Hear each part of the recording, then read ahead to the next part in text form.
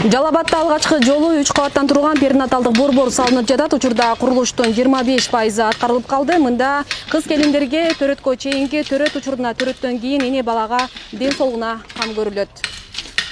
Бул имарат өзү 3 кабаттуу подвалы менен да. Подвалдын ичаси азыр мына ошо нөлгө чейинки менен мына ушундай деңгээлге кирип койдук. Азыр дагы бир эме кылып куйсак, плиталары сборный, монолитный частардын бүт бардыгын куюп бүтүрүп, анан кийин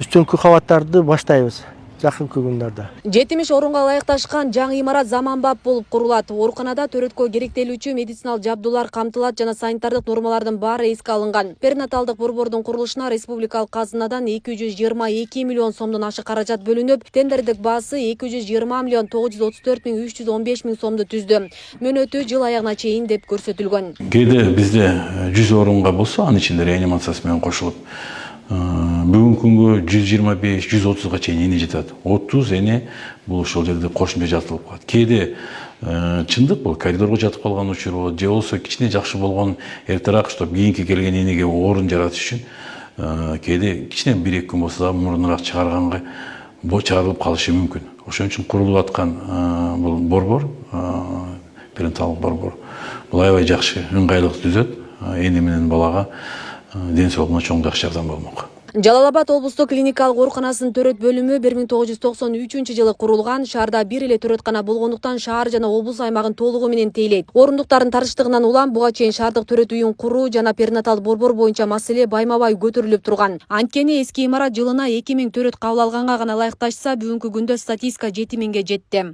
Бөлүмдө жаткан балдарды биз экинчи этапка оорукчан балдар бөлүмүнө жок болгондугуна которо албайбыз. Ош Бишкекке балдарды которуп жеткизүү биз үчүн проблема. Ошол себептен перинаталдык борбор ачылса, бизде экинчи этап өзүбүздө курулса, анан патология новорожденных деп коет, ошонубуз курулса, бизге бир топ жеңилдик болмок.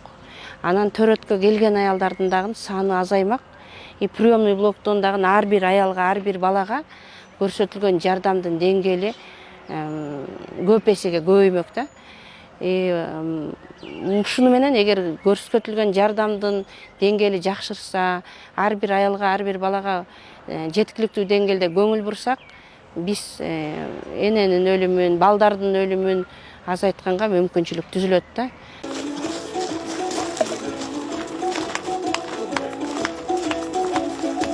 Бейле кетсек, буга чейин Бишкекте эне жана баланы коргоо улуттук борборунун жаңы көп тармактуу корпусунун курулушу башталган. 350 орунга ылайыкташкан имараттын пайдубалын тургузуу аземине президент Садыр Жапаров катышып, мезгил кутусун салып, курулушту эмдиги жылдын экинчи жарымында бүтөөрүнө ишеним арткан. Балдарыбыздын ден соолугуна көңүл буруп, алардын бир катар ооруларына байланыштуу педиатрия багытындагы жаңы бөлүмдөрдү уюштуруу жана көп тармактуу балдар ооруканасын куруу бүгүнкү күндүн талабына айланган болчу. Асия Сыдыкова, Аскар Мамат Исаков, Регион телеканалы.